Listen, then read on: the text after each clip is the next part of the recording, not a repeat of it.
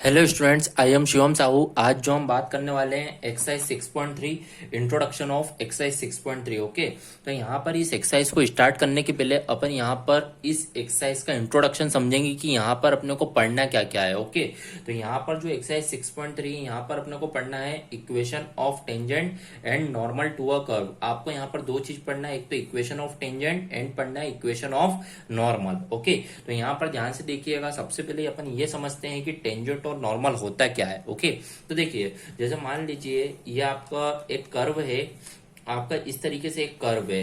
यदि किसी कर्व के किसी एक पॉइंट पर कोई सी एक लाइन पास होती है तो उस लाइन को अपन बोलते हैं क्या?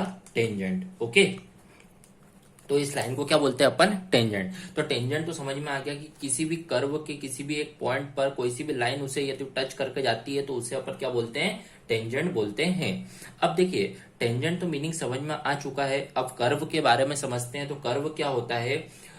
ये आपका जो पॉइंट है, ये पॉइंट कौन सा? Point of contact. तो पॉइंट ऑफ कांटेक्ट के टेंजेंट से पास होने वाली परपेंडिकुलर लाइन, ये जो पॉइंट आपका पॉइंट ऑफ कांटेक्ट से पास हो रही कोई सी लाइन है और टेंजेंट की क्या होना चाहिए? परपेंडिकुलर। परपेंडिकुलर लाइन होना चाहिए। तो उस वाली लाइन जो होती है उसको आप क्या बोलते हैं? नॉर्मल। ओके, कंसेप्ट समझ में आया? टेंजेंट तो क्या होता है? जो कर्व जब रहता है वो उस पॉइंट से यदि कोई सी लाइन पास होती है तो उसे क्या बोलते हैं? टेंजेंट। और टेंजेंट के परपेंडिकुलर यदि कोई सी लाइन है तो उसे क्या बोलते हैं अपन? यहाँ पर नॉर्मल बोलते हैं। ओके, तो यहाँ पर टेंजेंट एंड नॉर्मल का बेसिक कंसेप्ट समझ में आ गया है। ओके, अब देखिएगा, यहाँ पर देखा जाए तो यहाँ पर जो टेंजेंट है वो क्या है? एक स्ट्रेट लाइन। और नॉर्मल जो है वो भी क्या है? यहाँ पर एक स्ट्रेट लाइन है। ओके, तो और इनकी इक्वेशन कैसे निकलेगी? स्ट्रेट लाइन से। तो देखिएगा, जैसे मान के चलिए यहाँ पर टेंजेंट भी एक स्ट्रेट लाइन है, नॉर्मल भी एक स्ट्रेट लाइन है। तो अब इनकी इक्वेशंस पढ़ने के लिए यहाँ पर हमको स्ट्रेट लाइन पढ़ना होगा प्रीवियस ईयर क्लास का, क्लास 11th का। ओके, तो यहाँ पर थोड़ा सा ध्यान दीजिएगा। जैसे आपने 11th क्लास में इक्वेशन ऑफ ए लाइन पढ़ा था, इक्वेशन ऑफ ए लाइन। तो इक्वेशन ऑफ लाइन में भी दो कंसेप्ट होता है। एक तो होता है पॉइंट स्लोप फॉर्म, एक तो आपने क्या पढ़ा था? Point slope form. तो पॉइंट स्लोप फॉर्म जो फॉर्मूला था वो था आपका y minus y one is equal to था m x minus x one. ये आपका एक कंसेप्ट था। y minus y one is equal to m x minus x one, where y one and x one are the coordinates of the point and m is the slope of the point. Okay, and then second आपने equation of line में पढ़ा था यहाँ पर passing through origin, passing equation of line passing through origin. अब यदि equation of line निकालना है पासिंग थ्रू ओरिजिन, ओरिजिन मतलब क्या होता है? x1 y1 कितना रहेगा? 0। तो यदि ये y1 और x1 0 0 है तो y इज इक्वल टू क्या हो जाएगा? mx। तो इसके लिए जो इक्वेशन थी वो क्या पढ़ी थी आप लोगों ने? y is equal to mx। तो इस तरीके से इक्वेशन ऑफ लाइन की दो फॉर्मुलेस इक्वेशन आपने यहाँ पर पढ़ी थी। ओके, फिर सेकेंड कंसेप्ट आप लोगों ने क्या पढ़ा था? Two parallel lines. Two parallel lines जब भी होती हैं तो उनका स्लोप्स क्या होता है? इक्वल। तो two parallel line have slopes, उनका स्लोप्स क्या होता है? Having slopes equal. उनका स्लोप जो होता है वो क्या होता है? Equal. m1 is equal to m2। Okay, ये 11th क्लास की चीजें थोड़ा सा अपन रिवाइज कर रहे हैं एक बार। ओके, फिर थर्ड आप लोगों ने क्या पढ़ा था? Two perpendicular line with slope m1 and m2। यदि दो परपेंडिकुलर लाइन है जिनका स्लोप m1 एंड m2 है, देन रेस्पेक्टिवली देन वो क्या होता था?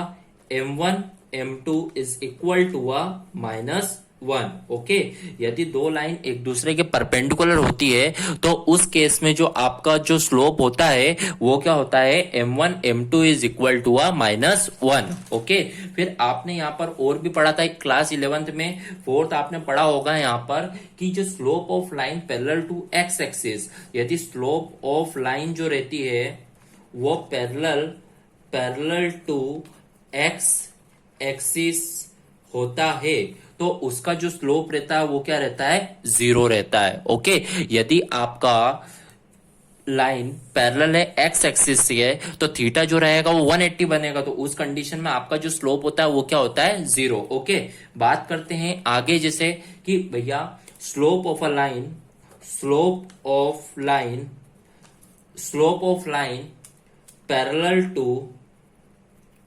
Parallel to parallel to y axis. अभी पढ़ा था slope of a line parallel to x axis, तो स्लोप क्या होता है, 0।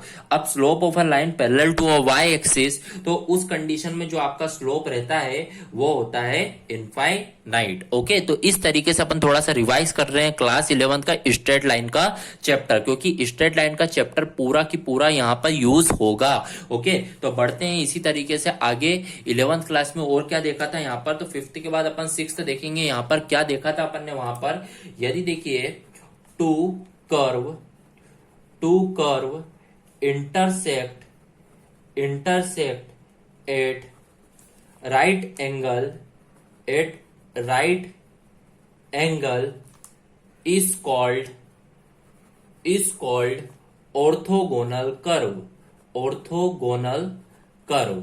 ये भी आप लोगों ने यहां पर देखा था। तो यहां पर यदि ऑर्थोगोनल की बात होगी तो उसका मतलब क्या होगा, two curve intersected right angle. Okay, तो इस तरीके से 11th क्लास में इतनी सब चीजें पढ़ी थी, तो ये इन सब का यूज इस चैप्टर में होगा, तो अपन ने इसको एक बार रिवाइज कर लिया है। ओके, अब मेन कंसेप्ट ये है कि यहाँ पर अपने को एक्सरसाइज 6.3 में equation of tangent and normal देखना है। तो यहाँ पर अपन स्टार्ट करते हैं अपनी इस एक्सरसाइज का फर्स्ट टॉपिक, जो कि अपने को पढ़ना है इक्वेशन ऑफ टेंजेंट। क्या पढ़ना है, इक्वेशन ऑफ टेंजेंट। तो आप देखिएगा इक्वेशन ऑफ टेंजेंट क्या होती है। इक्वेशन ऑफ टेंजेंट जो होती है वो होती है y minus y not is equal to m x minus x not. ये आपकी क्या होती है, equation of tangent. y not and x not are the coordinate of the point and m is the slope. Okay, m is the slope of the tangent. जो m जो है वो आपका क्या है, स्लोप ऑफ टेंजेंट। m जो है वो क्या है, स्लोप ऑफ टेंजेंट। अब ये स्लोप किस तरीके से फाइंड होता है वो अपन यहां पर समझते हैं।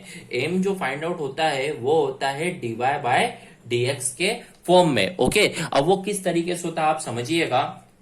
जैसे आपको कोई सा फंक्शन गिवन है, उस फंक्शन का जब आप डेरिवेटिव करेंगे तो उसको आप क्या बोलते हैं, स्लोप। मैं यहां पर लिख देता हूं, जैसे मान लीजिए derivative of a function at a point give us slope of A tangent. Okay, यदि कोई सा फंक्शन का यदि डेरिवेटिव किया जाए गिवन पॉइंट पर, तो जो मिलेगा वो क्या मिलेगा, slope of a tangent to that curve. Okay, तो आपको वो क्या मिल जाता है, किसी भी फंक्शन का यदि डेरिवेटिव करोगे तो उसे क्या बोलते हैं अपन, स्लोप ऑफ द टेंजेंट बोलते हैं। ओके, तो इस तरीके से जो आप फाइनली इक्वेशन आप बोल सकते हैं, y minus y not is equal to m, मतलब क्या हो जाएगा आपका dy by dx is x minus x not. Okay, तो इस तरीके से ये जो आपकी इक्वेशन रहेगी वो आपकी इक्वेशन कौन सी होगी, इक्वेशन ऑफ टेंजेंट। ओके, तो इस तरीके से यहाँ पर इक्वेशन ऑफ टेंजेंट जो है वो क्या है, y माइनस वाई वो not is equal to dy by dx x minus x not. जब इसके क्वेश्चंस करेंगे जब और अच्छे से समझ में आ जाएगा। ओके, तो यहाँ पर फर्स्ट टॉपिक हुआ। बात करते हैं अपने नेक्स्ट टॉपिक की, जो यहाँ पे पढ़ना है equation of normal. Equation of normal. अब यहां पर इक्वेशन ऑफ नॉर्मल क्या है, ध्यान से समझिएगा। इक्वेशन ऑफ नॉर्मल होती है y minus y not is equal to m2 x minus x not. क्या है आपकी equation, y minus y not is equal to m2 x minus x not. अब यहाँ पर m2 क्या है, तो m2 भी जो है वो क्या है, यहाँ पर स्लोप है। ओके, m2 भी जो है वो यहाँ पर क्या है, आपका स्लोप ऑफ नॉर्मल है। ओके, बट यहां पर जो स्लोप होता है वो क्या होता है, -1 अपॉन में dy अपॉन dx। ओके, यहां पर जो आपका स्लोप था वो क्या होता है, dy अपॉन dx। पर जब नॉर्मल की बात की जाए तो नॉर्मल के कंसेप्ट में जो आपका स्लोप होता है वो क्या होता है, -1 अपॉन में dy बाय dx होता है। ओके, तो यहां पर इस तरीके से, अब ये कैसे हुआ आप यहां पर मैं समझा देता हूं। नॉर्मल मतलब परपेंडिकुलर, और परपेंडिकुलर की आपने कंडीशन पढ़ी है 11th क्लास में, m1 m2 is equal to a -1, m1 m2 is equal to a -1। तो आपको पता है m2 आपको फाइंड करना, तो -1 अपॉन में m1, तो m2 is equal to a -1 upon में m1 जो है वो क्या है आपका dy अपॉन dx। तो इस तरीके से आप देखेंगे तो -1 अपॉन dy/dx जो होता है वो क्या होता है m2 होता है। ओके, तो इस तरीके से आपने देखा जो आपकी फाइनल आप इक्वेशन आप बोल सकते हैं, वो आप बोल सकते हैं इक्वेशन ऑफ नॉर्मल की, कि इक्वेशन ऑफ नॉर्मल होगा y minus y not is equal to a -1 upon में dy/dx x minus x not. Okay, तो इस तरीके से आपकी ये फाइनल इक्वेशन रहेगी, इक्वेशन ऑफ नॉर्मल की। ओके, तो इस तरीके से अपनी यहां पर equation of tangent and equation of normal क्या हुआ, कंप्लीट हुआ। Okay, so here our introduction part of exercise 6.3 of equation of tangent and normal to a curve is completed. If any doubt then comment in a comment box. Okay, thank you.